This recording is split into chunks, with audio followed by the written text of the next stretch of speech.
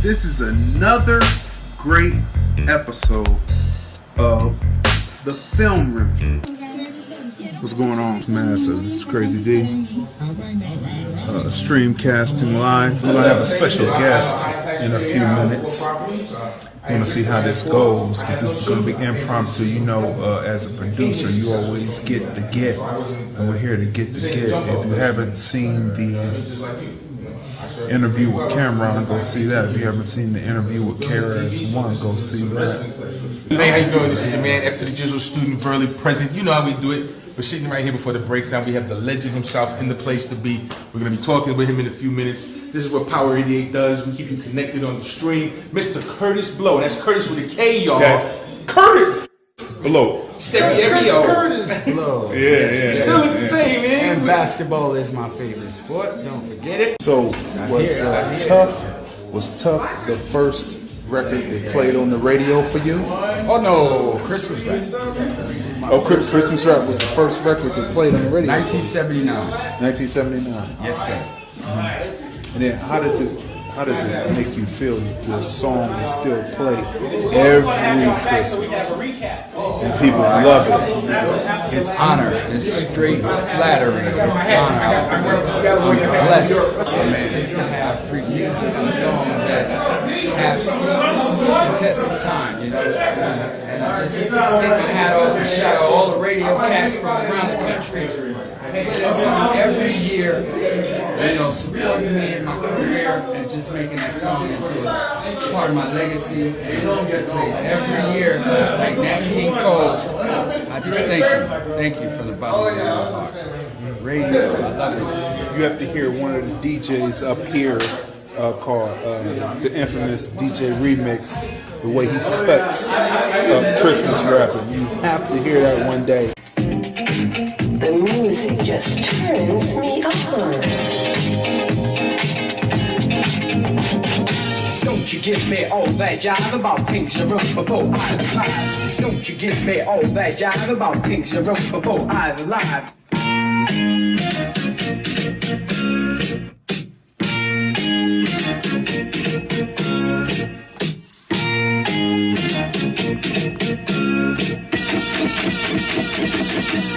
Don't you give me all that jive about things you wrote before I was alive. Cause this ain't 1823, ain't even 1917. Now I'm the guy named Kurtis Blow, ain't Chris is one thing I know. Now I'm the guy named Kurtis Blow, ain't Chris is one thing I know. Now I'm the guy named Kurtis Blow, ain't Chris is one thing I know. So every year, just about this time, I celebrate it with a roll. Oh man, I appreciate it. I gotta meet that guy, man. Thank you very much.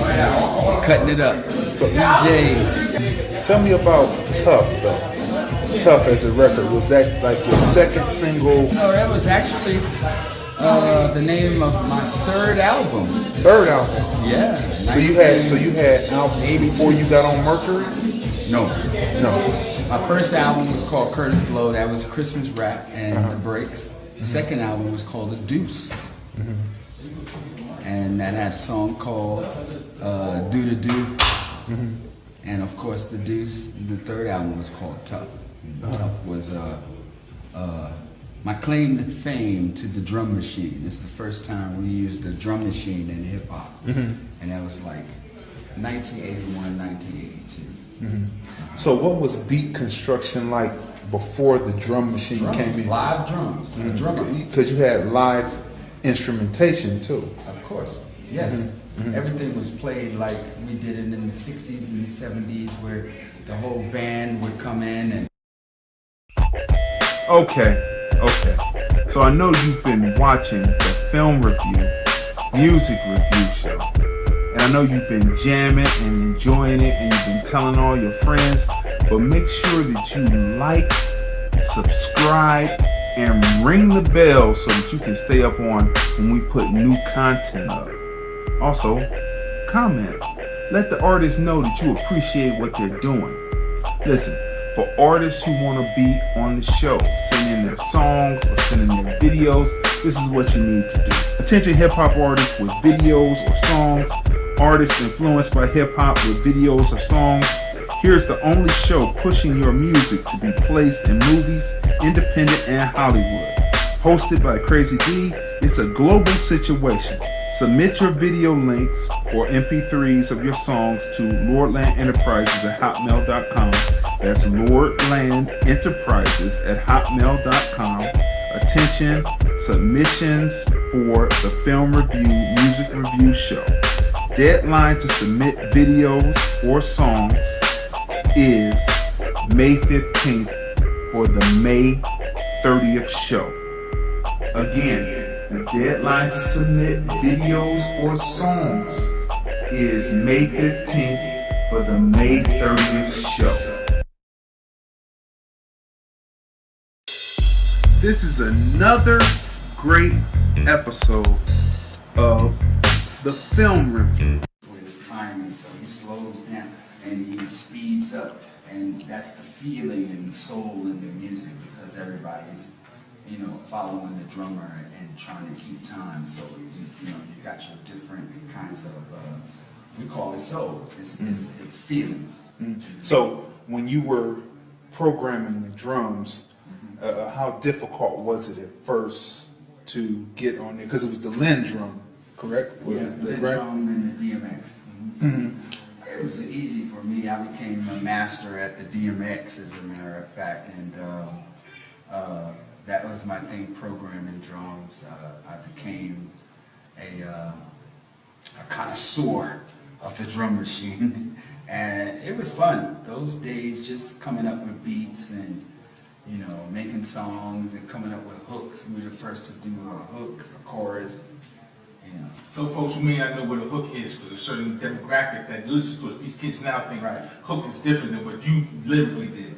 Right, well basically when you're writing, songwriting, basic songwriting, you know, you have different parts of the song, like the break, where the music breaks down to just the drums and the bass.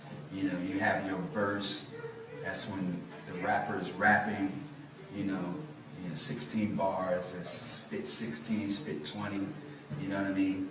Or a singer sings the actual words to the song, and then you come to the hook or the chorus. The chorus, they say, is the most important part of the song, because that hooks you in. It repeats. It repeats 3 or 4 times during the song, and that's the so-called the most favorite part of the song that everyone listens to and everyone sings along. You know, like God's plan. God's plan. You know, that's the hook. So everybody, you'll be walking down the street and the song will come on the radio, and everyone will sing that hook just like Drake, and that's the chorus. So, you know, then you have other parts of the song, like the vamp that leads to the chorus, or comes out of the chorus into a vamp. A vamp is just like a section of music that leads to another part. A vamp can lead to a break. A vamp can lead to a key change, or instrumental solo, a piano solo, or it can lead to the chorus, or it can lead to a break. So that's a vamp, and then you have, of course, the break. I explained that for me, the break is the most important part. Okay. As a Like DJ, these are the breaks. as a DJ, you know, and as a b-boy, you know, we dance and we do our best moves during the break. So if you ever, They may not even know, because they from out, like I said, what a b-boy is, that b-boy step. right? Yeah. Well, the b-boy actually is a term that was given to the great dancers in New York City who danced to the breaks of Kool Herc. Herc was one of those pioneering DJs that played these incredible funk songs in the world of disco, and that's the music that we lost our mind to and started b-boying, which is a style of dance where we go down to the floor and do footwork, and you'll see what we call breakdancing today, when you see the backspin and you see the head spin or the windmills. And See, they think, well, that's Jabberwocky. Yeah, That's what they think it is. They don't know that it originally started up in the Bronx. No, yeah. Jabberwockies are the most famous b-boys or breakdancers today. Of course, you've heard of the Rocksteady Crew and the Crazy Legs. Crazy Legs and the Rocksteady Crew, or even out on the West Coast, the Air Force Crew and Little Caesar, who's in the Guinness Book of the World Records for head spins, 250 head spins. So how did you get into it? Were you a musician before, and how did you transcend into hip hop and Right. becoming an MC?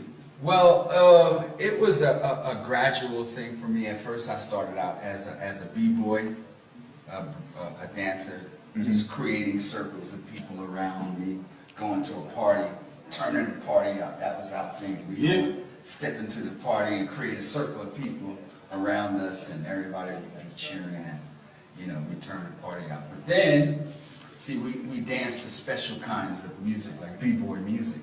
And Kool Herc played this music, but I became a DJ because a lot of the DJs were not supporting that kind of music, because disco came out and everybody was playing YMCA and Donna Summer and all of that stuff, and we wanted to listen to James Brown. So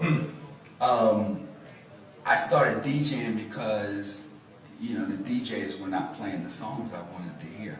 So I became a DJ to play the music that not just me, but my crew and all of the b-boys wanted to hear. And after I DJed for a while, then rap or MCing came about in those early days of hip hop. I'm talking about 73, 74, 75. Then the MCs came about after Flash gave us the opportunity to do more than just make announcements, because he took this style of playing just the break.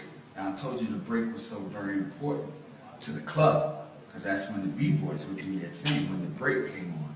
So Flash, Grandmaster Flash, who came up right after Kool Herc, decided, well, this break is so important and it's so short. It's only 15, 20 seconds long, so I gotta find a way to extend the break and keep it going. So he got 2 of the same records, about 8 different songs, right? But 2 copies of each song, and he played just the break, went straight to the juggler and played the break, and before the break got to the end, before the whack part came in, he'd play it again on that second copy. So it was sync without losing the beat. without keeping the beat going continuously, looping it over and over and over again, playing just the break. So this 15, 20 seconds became 3, 4 minutes. Sure. So now the MC had the opportunity to do more than just make announcements. In the beginning, we were just a dime a dozen. We would carry the equipment for the DJ and set it up at the club, and at the end of the night, we break it down and take it back to the house. And the DJ would let us get in free, and we could talk to the girls, right? And then if you were really good, he'd let you make announcements. Like, yo, Joey, your mom's outside. It's 12 o'clock. You gotta go. Oh, yo, Sam, your car's getting towed. But once Flash took it to the next level with the evolution of turntablism, it gave the MC more of an opportunity to not just stand next to the turntables and the DJ. We went out front, center stage, and we became the focal point. So it was sort of like the changing of the guard, because before that, the DJ was a boss. He hired and fired the MCs. He controlled the music. He controlled the tempo of the music. He controlled the lights and the ambiance of the club. You know what I mean? He controlled the microphone. You couldn't get on this mic unless he said, go ahead, And so there was a changing of the guard, and that's when the rap record came out in 1979 with rappers like Sugar Hill Gang and, of course, yours truly, Kurtis Blow Walker. The original. And Grandmaster Flash and the Previous Pod, Bambaataa, and Planet Rock, and The Message by Flash. And just a whole lot of fun stuff started happening when we got on a record that actually was the real changing of the guard. Now, we were the focal point of the party, when before the DJ was the focal point. And So you were a DJ, then you started out a b-boy. B-boy, then you DJ, then what made MC. you, did you used to grip the mic because you couldn't find an MC that could do it for you while you were DJing, or is that how it came about that you started flowing? No, actually, when I was a DJ, I was also MCing, and I based my whole style of emceeing around 3 different people. One of the guys, rest in peace, Lovebug Starsky, who actually he just died, and he was here. He comes to this. moved out here. Yes, and he just passed away. Part of the 88 family. Yes, he told me all about being up here and everything. And so Starsky was the kind of DJ, he could rap and DJ at the same time. He's the LOV, a PUG. I'm not talking about Muhammad Ali. He was a master at that, you know, just holding the microphone and the record at the same time and going zigga, zigga, zigga, zigga. Bam, hit it with his elbow. I mean, this guy was just amazing. And I always tried to do that kind of style of DJing and MCing at the same time, but I could never quite get it. So I had to find my own DJ. Speaking of coming through now, through the whole hip hop series, the legend, and everything. And I just ask you the same question: did money mess the game up? When we wasn't getting paid, we had a lot more fun. Like you said, in hopes of cracking the mic. You brought your boys on stage, and then when the money came in, girls came in on the stage, other individuals who didn't have the music in mind to try to profit over your gifts. Did the money mess the game up? Some people will say that. It depends on the time of day. Okay. When it comes to me, but I see the positive side of it. You know, basically being one of the elder spokesmen of hip hop. You know, when we got the opportunity to make money, I mean, families were being fed, you know, kids were going to college, you know, a lot of careers were being launched, a lot of support, you know, paying bills, paying rents for family members, aunts and uncles and cousins. I mean, so I think we actually, look, hip hop today is a $6.5 billion a year industry. It's the #1 music on the planet, on the face of the globe. Everyone is tuning in to hear what hip hop has to say. And so that says a lot. We live in a capitalistic society. It's all about making money. So why can't we make money? So my hat goes out. My hat goes off to all the young people out there. I just want to inspire them and motivate them to say, look, the world is yours. There's a whole lot of money out there. Get your money. Hip hop is #1. Hey, 25% of all music streamed today is hip hop music. You know, we live in a hip hop generation, so it's yours. The world is yours. Go for it. So on the Get Down, it talks about Kool Herc, the show that was on Netflix that they just canceled. It talked about Kool Herc and it talks about Flash. What exactly were the differences between the styles? Because Kool Herc started going for the break, but Flash continued the break. What was Kool Herc doing versus what Flash was doing to give people clarity on that? Here's a good question. First of all, I was one of the producers on the Get Down, and I actually coached the Kool Herc guy to be more like Herc, and the Flash DJ to be more like Flash, and that was amazing. But just working with the young people, and they were just eating it all up, just the information, and it really came off as credible. And it really made me feel like it was 1977 all over again. So it was a good job to Get Down. But the basic difference between Kool Herc and Flash is Herc started out first, and Herc was like, he would play a whole song. Herc was a great DJ. And his claim to fame was his playlist. He had special kinds of songs that had a break in it, 15, 20, 25 seconds long, so that the B-boys could do their thing. And this is why we love Kool Herc, and this is why we flocked to his parties, and this is why he became so famous, is because in a world of disco, he was playing this soul music, and it was dance music, it was funk and soul music in a world of disco. And other DJs started to flip the script and transition into the disco style of playing music, like I was saying, you know, Patrick Gervais and East to West, and you know, shoot, doo. I mean, I remember all of that stuff, man. Donna Summer, Village People. It was awesome, disco, but Herc had his own revolution happening. It was sort of like a revolt to disco, playing this music. Was that a result of being in New York at the time? We couldn't get into a lot of those clubs.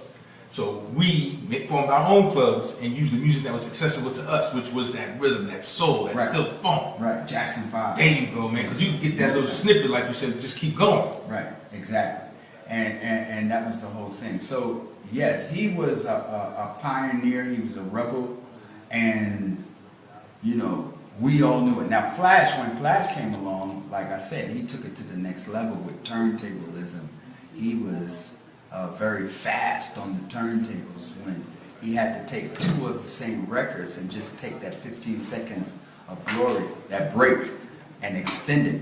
So he was going from one turntable very fast, and he was accurate with his precision timing. So he's the father of turntablism, the way it's done today, of cutting back and forth, cutting 3/4, half-quarter turns. But I don't really care because I know he's a funk. But I don't really care because I know he's a funk.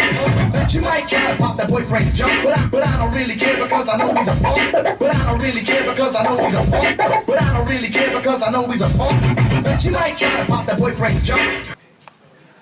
I never thought of it like that. But yes, you know, my mama always said give credit to where credit is due, and taking it to the next level with those break beats that he did was awesome. And yeah, he definitely is the father of turntablism. There were other DJs around that time. Rest in peace, Junebug, who was incredible. Easy G, Grand Wizard Theater, the creator of Scratching, was a protege to Grandmaster Flash. The last question before, because they're getting ready to bring you in. But so there's Herc, Flash, and then there's Africa Bambaataa. So Africa Bambaataa is going in and incorporating the disco and kind of Kraftwerk techno pop sound into his hip hop. How did that come about? And was he a turntablist too, or was he just more of a beginning the sample era kind of? No, Bam was a great DJ with his music selection. Bam,